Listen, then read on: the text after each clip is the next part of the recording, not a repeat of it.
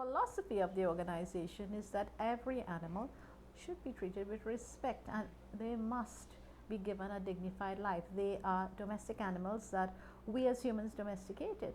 So we have a responsibility to ensure that they receive that.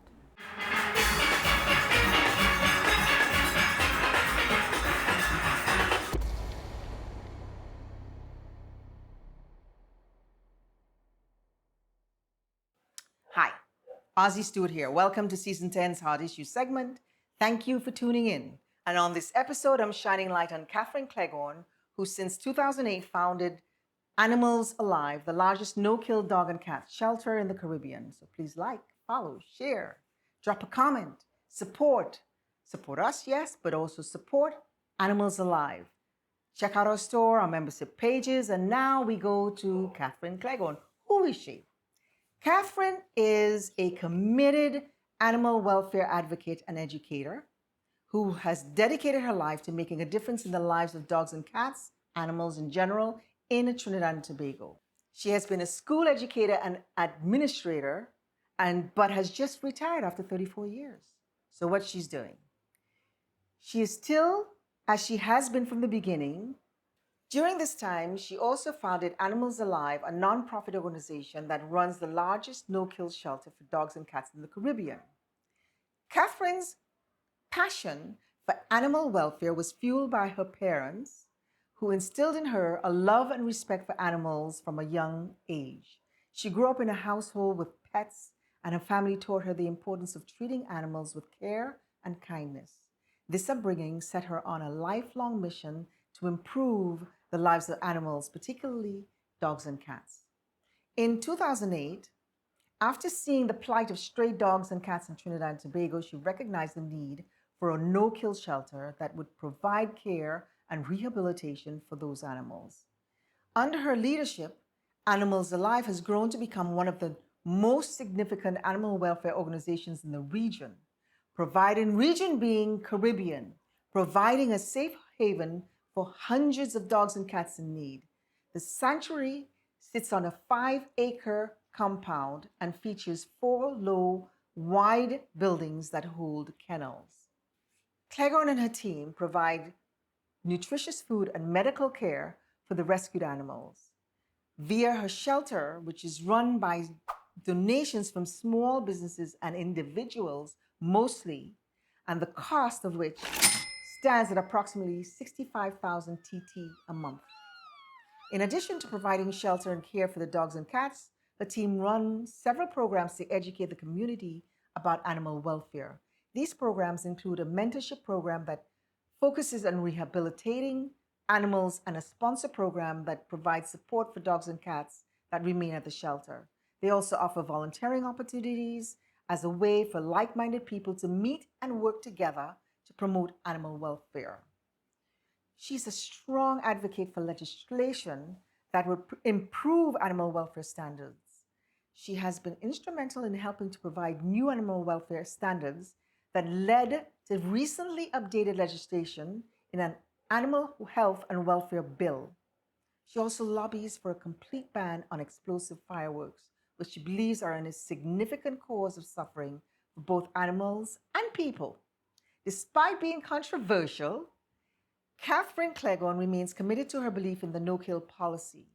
For her, euthanizing unwanted pets undermines the very reason for dedicating oneself to animal welfare. She firmly believes that every animal has a purpose and a reason for being, and that it is our responsibility to preserve and protect their lives.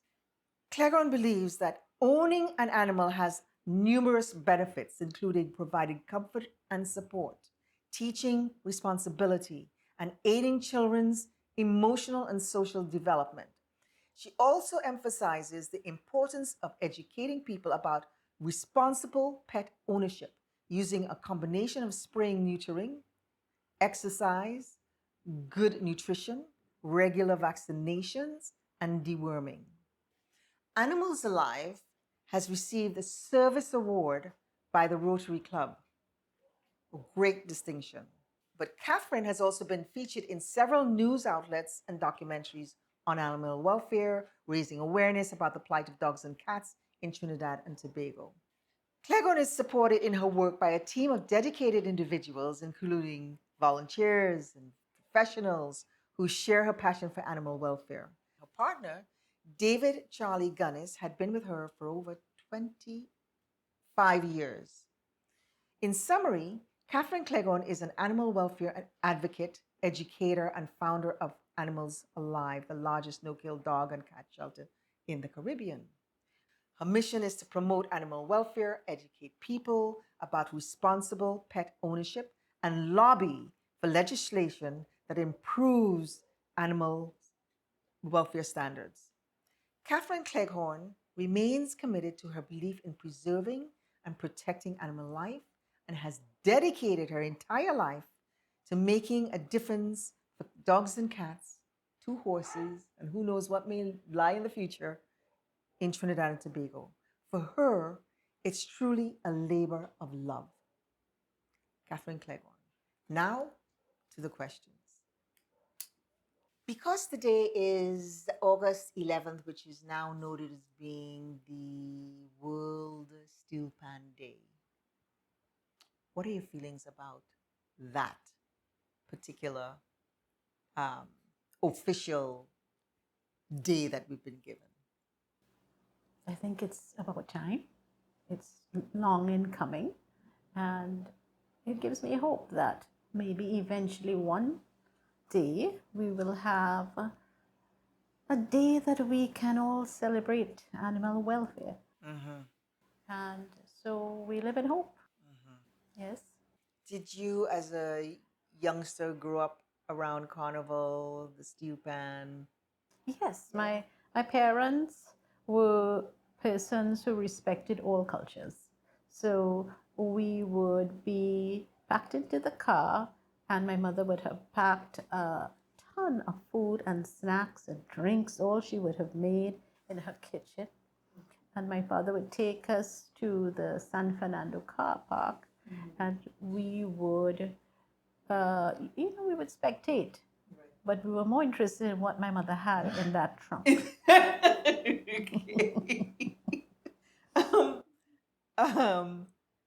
When you created Animals Alive, what were some of the challenges that you faced?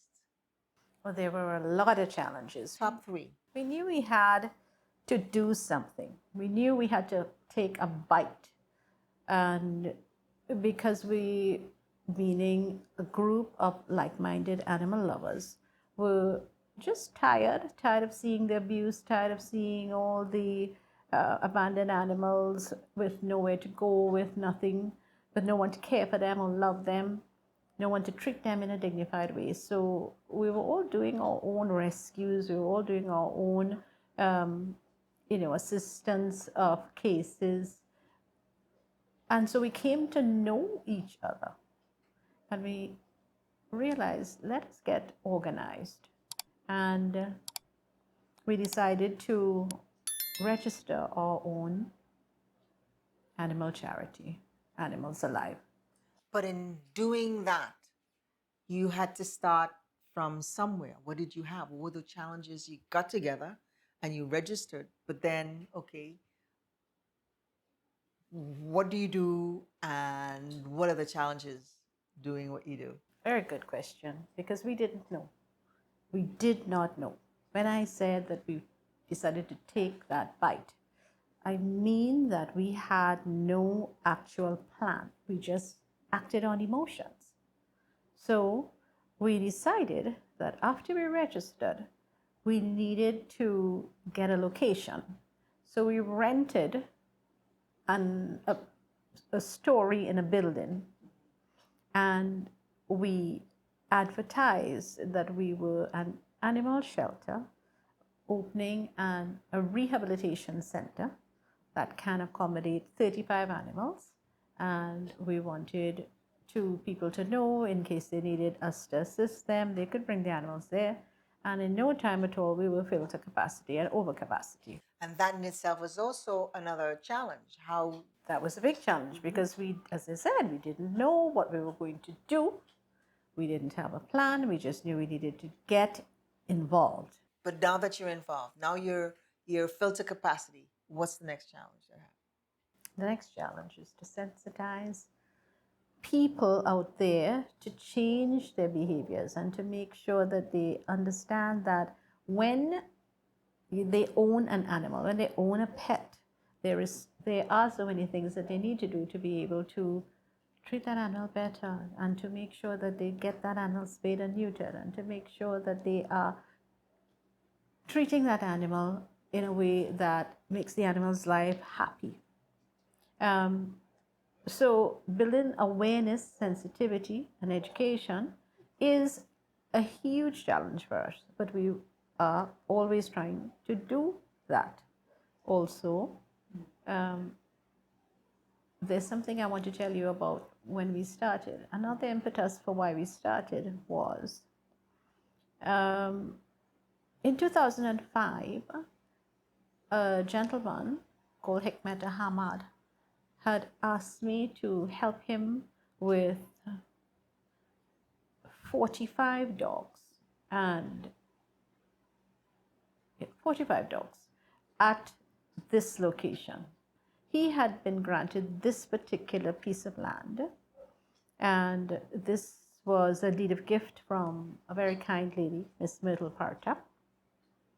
But he had gotten injured, so he had to be hospitalized, and he had no one to look after these animals. I was working. How could I take up such a responsibility? But he had no one else to turn to. So Charlie and I decided to respond and to help him out. And when we got down here, we were shocked because there was nothing. The place was absolutely bereft of any kind of equipment or any kind of utensils or any kind of things to help us to do our work. So I had to approach Joelle D'Souza, another girl, our vice president. She was very, very helpful in helping me to acquire all the things that we needed to look after these animals. And Mrs. Partap also helped. She helped us to, while I was at work, she helped us to employ a watchman. And I had to look after these animals with the help of that watchman. But then this was all up in May, I think, and by September, when he was out of the hospital, he served us with a restraining order, so we could no longer return here. The same guy you? Yes. So that happened in 2005, and we had done a whole lot of work, with vets, a whole lot of work with infrastructure, and I had. And this is here. This is here, in this property. So I became really disenchanted. Sure. Yes. And then I started a new job. And one day I was driving into Port of Spain, and I ended up behind a paddy wagon with a little mother and her puppies taken to the shelter in Port of Spain, and no doubt to be put down.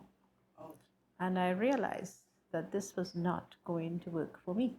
I did not want to go to Port of Spain every day. I did not want to be stuck in traffic, and I did not want to be involved in a job that was quite soulless. So I returned to my old job that gave me a lot more time to look after animals, and got together with Joelle and friends, and we decided to register animals alive. And as I said, we didn't have a plan. And when you did that, that's when you went to this other place with the story in the building. Yes, so we registered in 2008, and in 2009 we opened our rehabilitation center. Right. And we stayed in that place in Laramine for almost 10 months. And then, unfortunately, Hikmet died, and the landowner offered us the deed of gift for the shelter. So we were fundraising, trying to acquire our own place, and then we were offered this. Wow. So we Came right back around. Yes, so we rerouted and we got back here. I found absolutely none of the animals I left behind in 2005. None. In fact, what I found was a kennel full of pit bulls Oh. and other dogs that were being bred for I don't know what, and some very suffering common dogs. What kind of nutritious foods do you feed the dogs? Because you're very particular. Very particular. Yeah. They love their chow. So there's one particular chow that we use. I don't know if I'm allowed to say the name.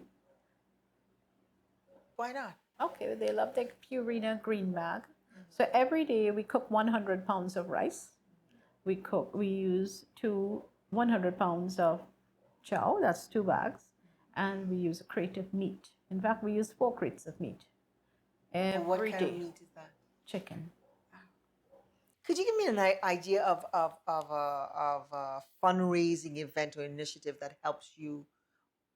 Because a lot of the funding is coming from you. Yes, a lot of the funding is coming from our effort Right. at trying to look after ourselves. Right. So we've tried everything over the years. We've tried barbecues, cabarets, dinner and dance. We had even an art show that no one attended once. We tried to do a raffle at some point. But the garage sales are the things that bring us the most profit, but the least overhead. What is the criteria that most potential adopters have to meet when they come to adopt from Animals Alive? They must have a fenced property. They must have a loving family, and they are willing to use the vet to continue the vet care. They are going to have to allow us to do a brief yard check, because we don't want to send our animals off to a place that we don't know. We've had too many bad experiences where persons don't really say the truth, or their situation changes and the animals are not going to be living in the best conditions. So the most important part about it is that we have to have an interview, and within the interview we have to be convinced that this is a very good home and these people are responsible and that they will be able to take care of our animals. Because the other part is that the animals could be here and be loved and taken care of properly. Exactly. So why put them into a situation?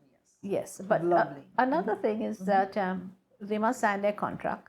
And their contract says that they must give us some monthly reports, just a picture, just, drop a line saying the animal is fine.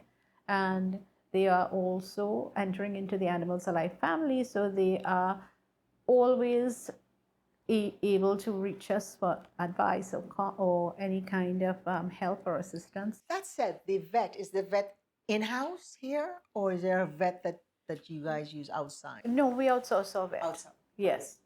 How? Go ahead. And most importantly, if people's lives change, if there is any different circumstance that happens after the adoption that impacts upon the dog's ability to live in the house or the cat's ability to live in the house, they must return the animal here, because we don't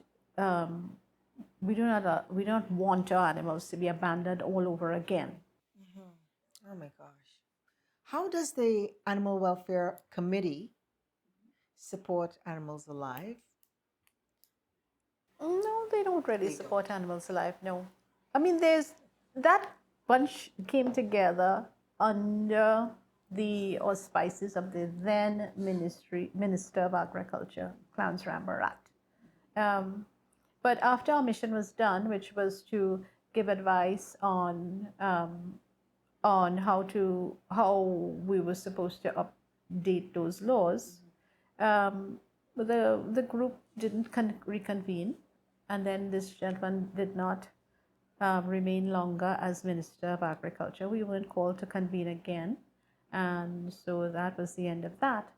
But yeah, we did make some friends along the way, but this group is not a cohesive group. They're not. Philosophies are different. Operations are different. Some people are less serious than others. But Animals Alive has been, I must say, a very straight up and extremely well run organization. Extremely. Coming into the compound was just a beautiful thing to come down the hill and just see the spread. It's beautiful. It just from the impression. Yes. Wonderful. Very welcoming. Thank you.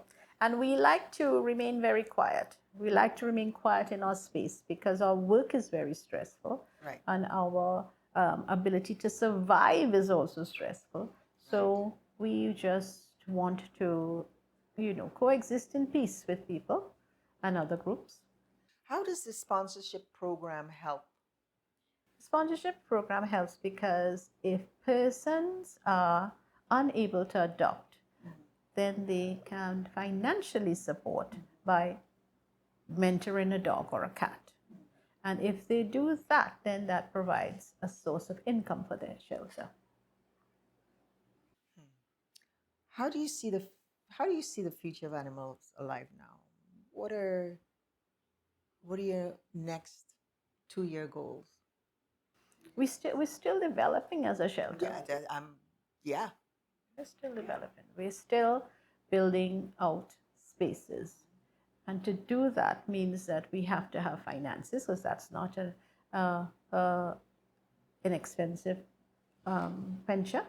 So we have to complete our physical development of the infrastructure. We have the horses. Yes, they have stables, but at the same time, they need another stable. We have cats in dog kennels, and they need to have their own space. We have dogs in the exercise rumps. So the exercise rumps are now no longer in existence. We have what we call an old lady kennel, which is right behind here. And this is not supposed to be a kennel at all. So we're still building out. But we would have, a dream, and then we would write 1,000 letters and hope that eventually somebody takes us seriously, and then we begin the project. We've always remained very, very ethical in everything that we do. So anybody who decides to help us will get the regular feedback. How have you worked to engage the community in your mission? Right. It's very difficult for us to get out there because we are always engrossed in our work. The work never runs out here. So we have to do our outreach with our social media pages. Also, if there's a school that needs us to attend to give presentation on animal welfare, we go out to school visits. That's most important for us because it means we're impacting the next generation. If they need us to represent Animals Alive at an event, we go out there. If there is a need for us to have we participate in the President's Award. So the students who are from high school, they would come on Sundays to do their community service, and so we get to impact them as they come into here. Also, university, UTT, UE, UTT, and several other organizations will come to do their volunteer work here. The Rotaract Club, and some staffs from some organizations, little church groups, especially youth groups. They come in, temples, and that kind of thing. So there's a little bit of a bit of both, Yeah.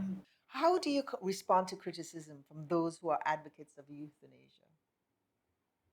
I've been laughed at in meetings when we just started. I felt like this was an insufferable space because I was trying to advocate for no kill. Right. And I was being ridiculed. But I never gave up, and I really never care about what people really think about me. If I know that what we are standing up for is the right thing, then people can say what they want. What are some of the achievements that you're most proud of having started since you started?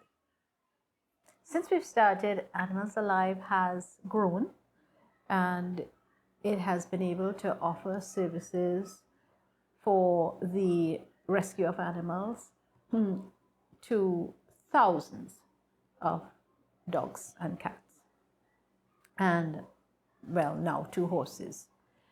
The part about us growing without us unable to know how we are going to finance this growth is always a bit scary, but it's never daunting because we know we're doing the right thing.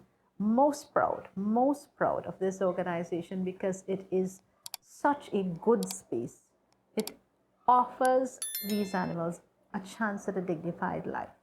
Because speak to the philosophy, which is what grabbed me. Yes. Go ahead.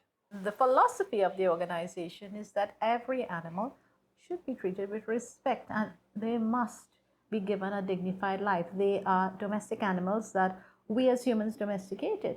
So we have a responsibility to ensure that they receive that. And animal welfare is not such a recognized thing in Trinidad and Tobago. In the 100 letters that we would write every month, some organizations are quite frank when they respond saying animal welfare is not part of our social corporate responsibility. Animal welfare is not part of what we see as important in a society. Imagine that. It's not even very important in general goals of the government. So I guess everybody is kind of adopting the same approach.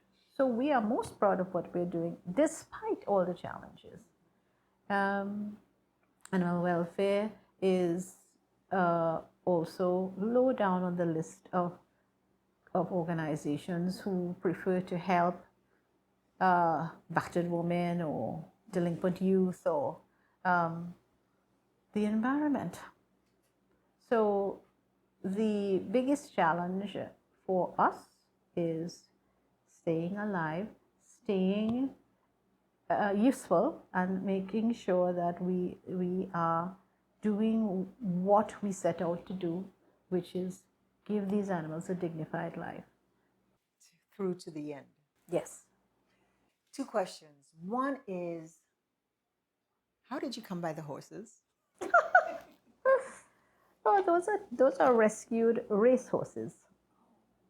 Yes, rescued racehorses. There's no life for racehorses after the track. If they are expelled for one reason or the other, be it old age, be it injury, be it whatever, there's no place for them to go.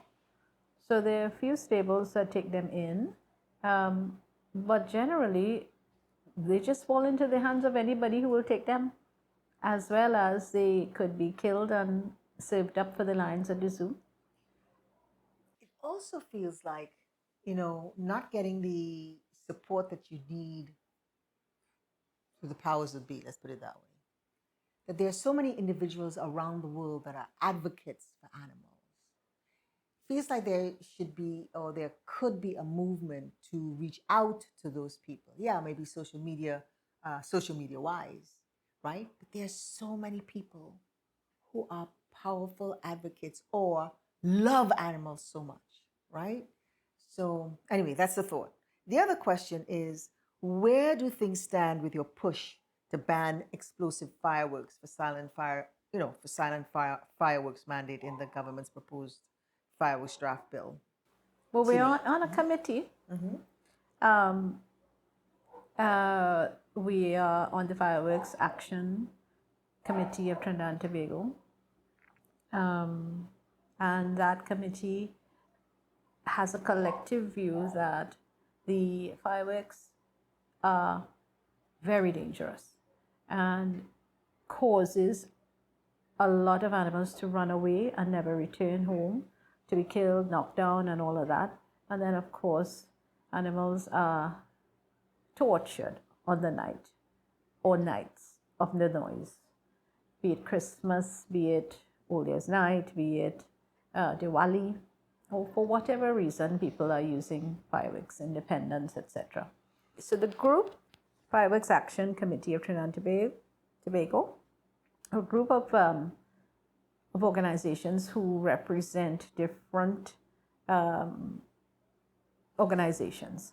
And we have been writing to the AG, and we have been we've been trying to use the media to be able to sensitize the public out there about the dangers of fireworks. We're trying to get the AG to amend the laws. The AG has been slow to act, and we really don't know why, because things have to change, and it seems as if things only change in this country when they are at crisis point. So we still await. What is the joy? The joy is What you do. The joy is looking at these animals change from suffering and needy creatures to being, very, very playful and extremely happy and healthy. Because you take animals in, whether they have maggots on them, whether they can't see, whether they've got 3 legs, whether, you know what I mean? So it's not an easy situation. So the joy in seeing that improvement. That's our job. When I met Roxy. Look at Roxy here. Roxy going through things. When I met Roxy. Okay, now, babe, settle down. When I met Roxy, she was maggot infested and emaciated.